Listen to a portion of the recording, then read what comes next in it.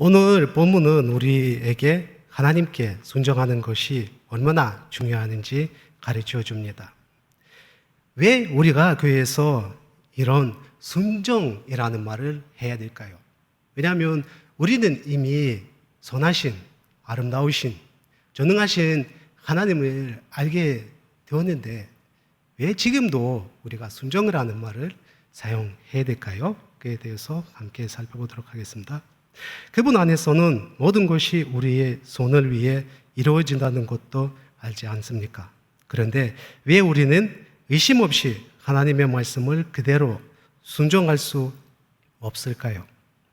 예수 그리스도를 통해 당신의 사랑과 신실함을 증명하신 하나님의 뜻에 순종하는 것이 때로는 왜 그토록 어렵게 느껴질까요? 그 이유는 단순하면서도 복잡합니다. 단순한 대답은 우리는 사람이기 때문에 순종하기 어렵다는 것입니다. 복잡한 점은 사람이란 피조물 자체가 복잡하다는 것입니다. 하나님은 우리를 생각하는 존재로 지으셨습니다. 복잡한 하나님의 피조물인 우리에게 중요한 것은 단지 무엇을 하는가가 아니라 어떻게 하는 것까지입니다. 우리가 식사할 때도 그냥 식사하는 게 아니라 어떻게 식사하는 게 중요합니다. 그리고 우리 각각 좋아하는 스포츠 팀이 있을 수 있습니다. 그리고 지금 전쟁이 일으키고 있는 우크라이나에 동정을 보내지만 러시아 동정을 느끼는 사람들도 아마 있을 겁니다. 즉 우리의 세계관과 선호도가 우리의 행동에 큰 영향을 미친다는 말입니다. 하나님께서는 우리의 모든 성품을 아십니다. 우리가 무엇을 생각하며 무엇을 걱정하는지 알고 계신다는 말입니다. 우리가 날마다 끌고 사는 모든 상처의 원한을 알고 계십니다. 그런데도 하나님은 우리가 가장 가고 싶지 않은 곳, 가장 불편한 곳으로 보내실 수 있습니다. 오늘 말씀을 통해 왜 하나님께서 우리를 아시면서도 우리가 가고 싶지 않은 곳으로 보내시고 가고 싶지 않은 일을 하도록 부르시는지 함께 살펴보도록 하겠습니다. 일단 첫째는 순종함은 그분의 사랑을 아는 것입니다. 하나님께서 그러시는 것은 우리를 사랑하시기 때문입니다. 그분은 사랑으로 인해 우리가 하고 싶지 않은 일을 하기를 원하신다는 것입니다. 무엇보다도 그분은 우리를 사랑하시는 아버지이십니다. 하나님께서는 우리가 가장 아름다운 영적 의복을 입은 것을 좋아하십니다. 혼인잔치 비유에 나오듯이 우리가 그리스도의 의의 옷을 입는 것이 그분께 중요합니다. 생활 속 예를 들면 좋은 부모는 자녀들이 항상 깨끗한 옷을 입도록 돌봅니다. 하지만 아이들이 옷 갈아입거나 목욕하기를 좋아하는 것은 아닐 수도 있습니다. 때로는 그들이 깨끗해지도록 하기 위해 부모가 자녀를 다그쳐야 할 때도 있습니다. 주님께서는 요나를 너무나 잘 알고 계셨습니다. 그가 니느웨 사람들을 싫어하는 것도 알고 계셨습니다. 하나님은 요나의 결정과 그 결과까지도 알고 계셨습니다. 무엇보다도 요나는 하나님과 그분의 뜻에 대해 오해하고 있었습니다. 그는 오직 이스라엘만이 주님께서 사랑하시고 돌보시는 백성이라고만 봤습니다. 다른 민족, 특히 니느웨 같은 악한 성읍이 하나님의 긍휼을 받을 수 있다는 생각조차 하지 않았습니다. 주님께서는 아마도 요나의 마음속에 여러 번 말씀하셨을 것입니다.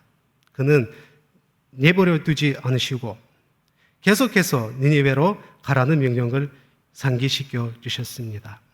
그러나 요나는 극단적인 방법을 선택하고 반대 방향으로 도망칩니다.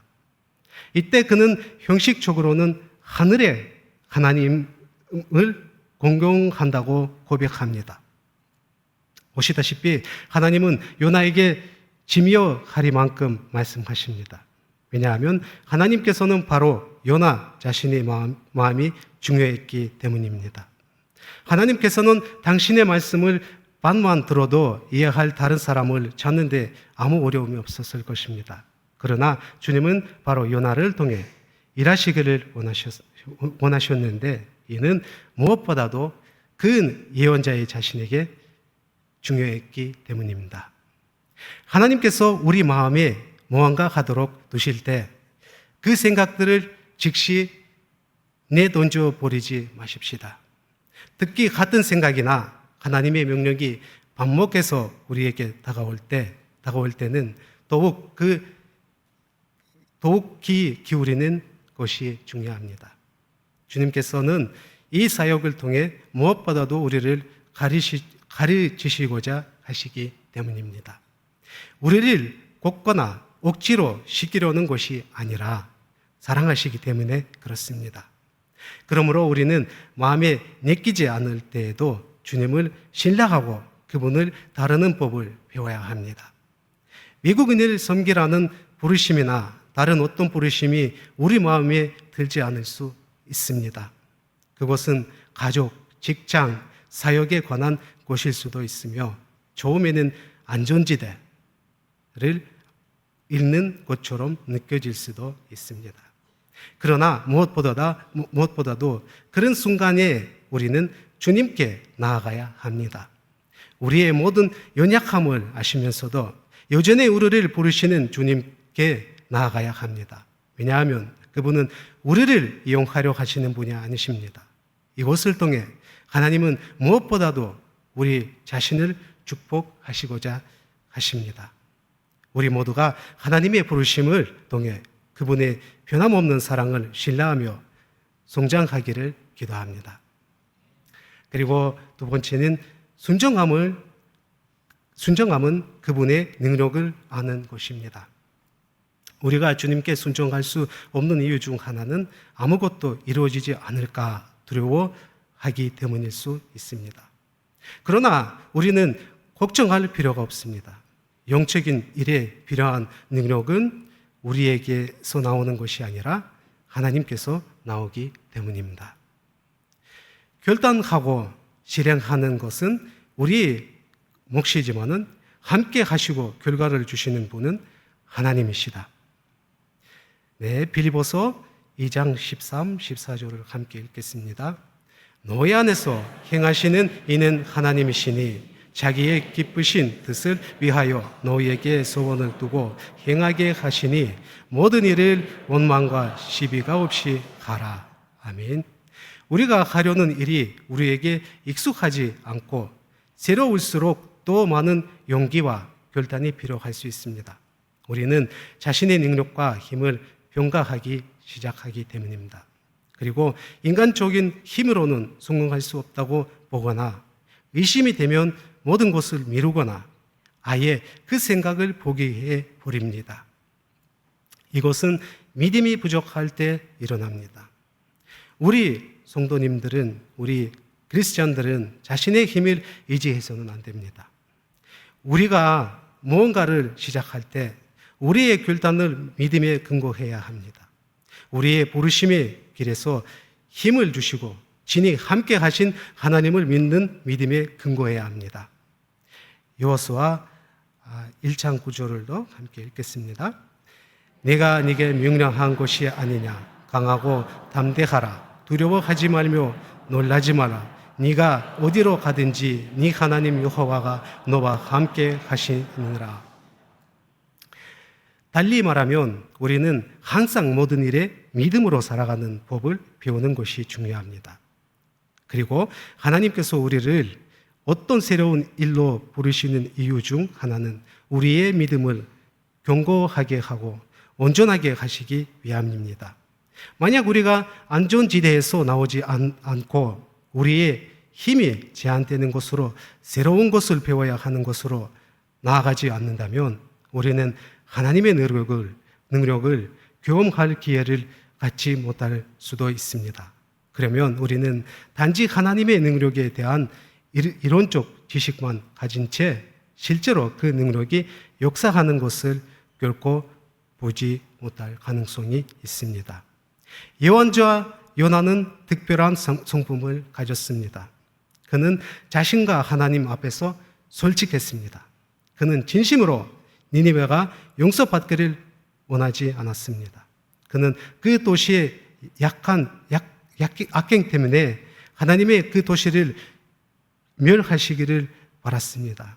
그리고 그는 하나님의 능력을 믿지 않아서 아니라 오히려 하나님의 긍휼을 베푸시고 변화시키시는 능력을 알기 때문에 주님으로부터 도망친 것입니다.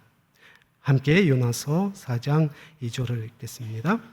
여호와께 기도하여 이르되 여호와여 네가 고국에 있을 때 이르겠다.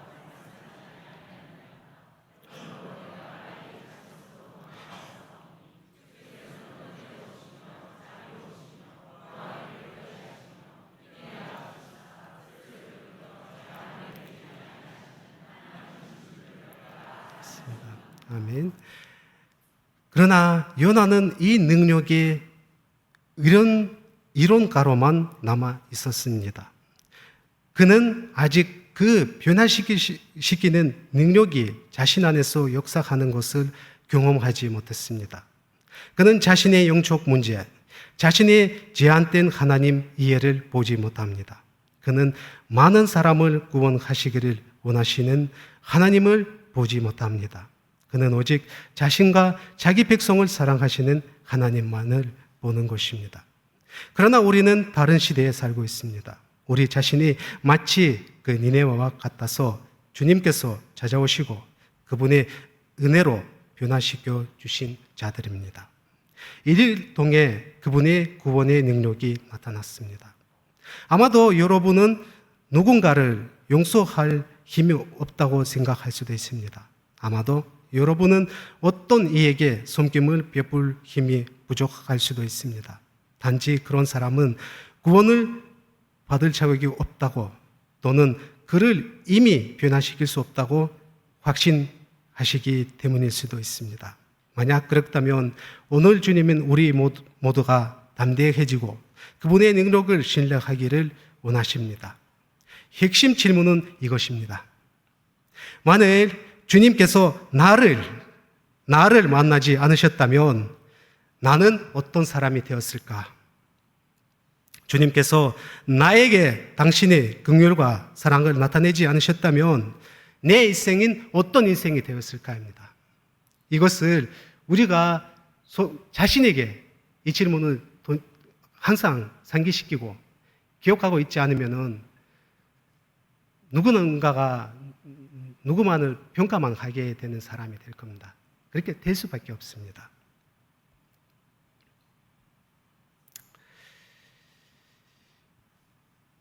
현재 주님께서는 한국의 다양한 나라에서 온 많은 외국인들을 보내고 계시며 한국 교회가 그들을 섬기도록 부르고 계십니다.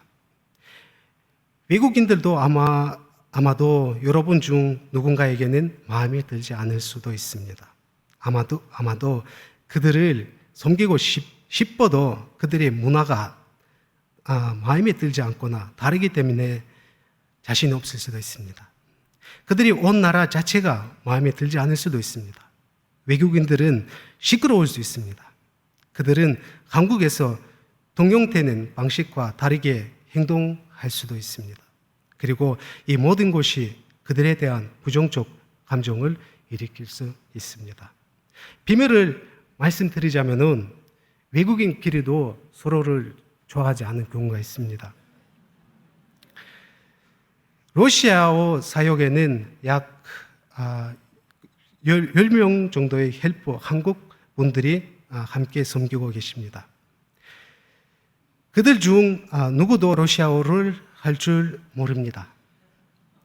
한국인들에게는 매우 배우기 어려운 언어이기 때문입니다. 그러나 그 언어를 알지 못하면서도 헬퍼들은 큰 일을 하고 계십니다. 우리의 사역은 그분들이 하나님의 뜻에 순종하기로 한 결단 덕분에 존재합니다. 이분들은 하나님을 신뢰하고 그분의 능력과 사랑을 실제로 체험하고 계신 분들입니다. 어떤 분들은 때때로 우리 사역에 대해 어떻게 성장하냐고 물어보십니다. 이제 착한 척하고 그리고 이제 하나님 덕분에 그 사실인데 하나님 덕분에 그리고 기도를 많이 우리도 하면서 우리를 위해서도 많이 하시는데 근데 이제 접근 방식이 있습니다.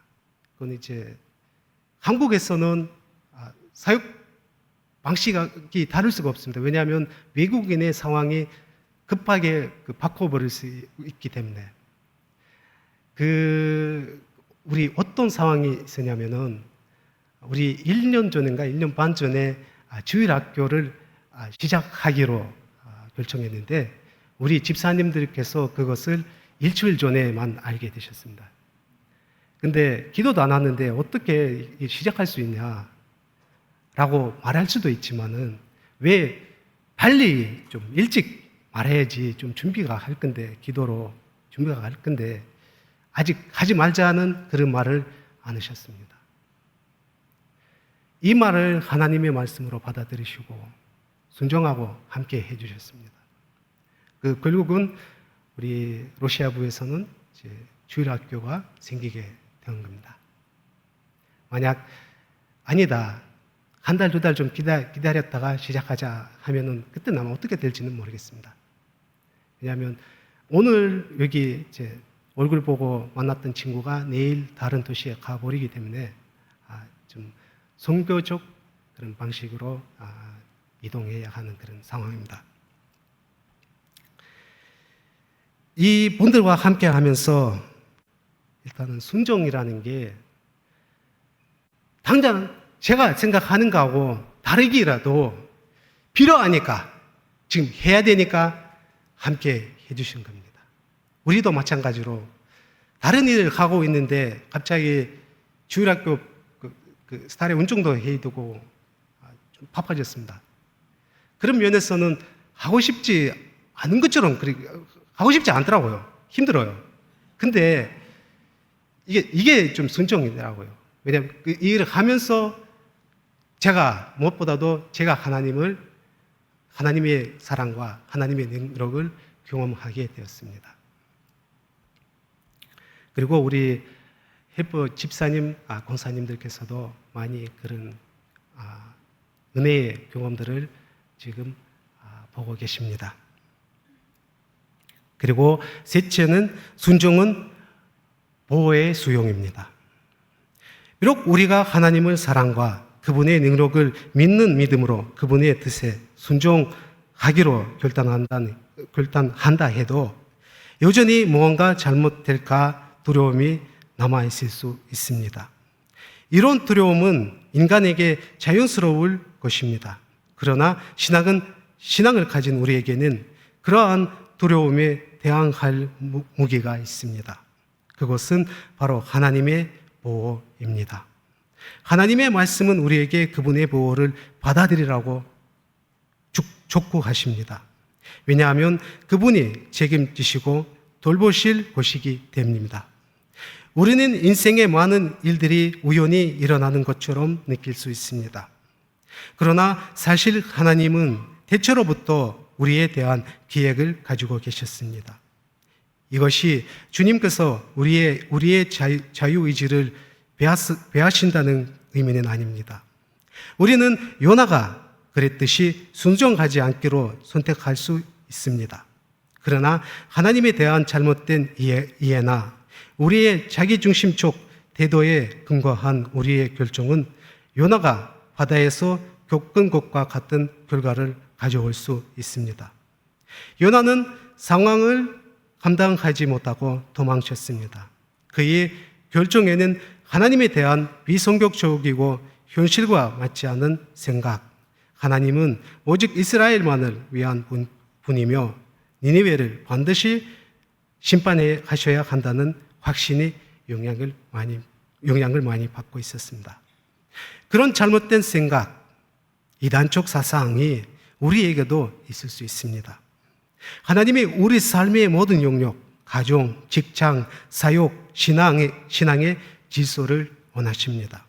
한 영역의 성공이 다른 영역의 문제를 가리면 안 됩니다. 그리고 이것은 하나님에 대한 고집되거나 잘못된 생각에 근거한 우리의 결정의 결과입니다. 어떻게 하나님이 우리에게 영향을 미치실 수 있을까요?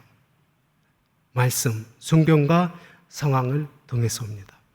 말씀은 성공이며 상황은 우리가 원하지 않을 수 있는 일에 순종하라는 부르심은 단순히 우리를 가르치기 위함만이 아니라 우리를 보고하시는 하나님을 보게 하기 위함입니다.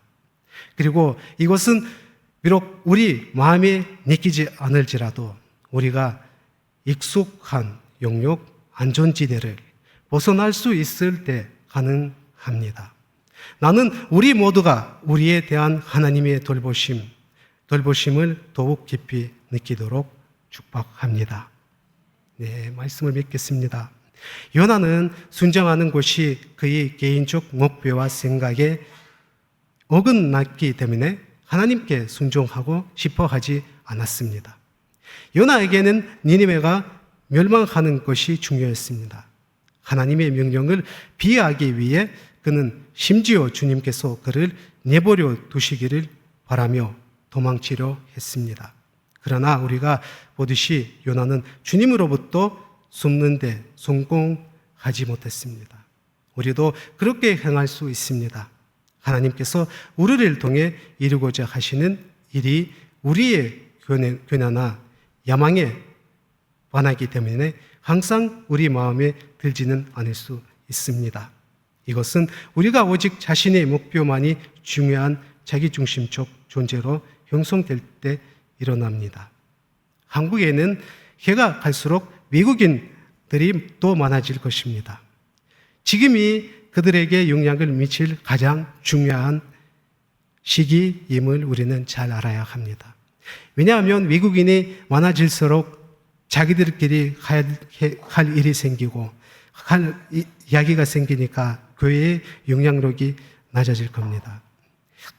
외국인들이 훨씬 더 많아지면 우리가 원하더라도 그들에게 의미 있는 영향력을 미치지 못할 수 있습니다. 지금 많은 새로 온 이들이 가진 것과 같은 교회의 지원에 대한 긴급한 필요를 그들은 느끼지 못할 수 있기 때문입니다. 미루지 맙시다. 하나님의 사랑, 그분의 능력, 그분의 신실하심을 함께 신뢰하며 나아갑시다.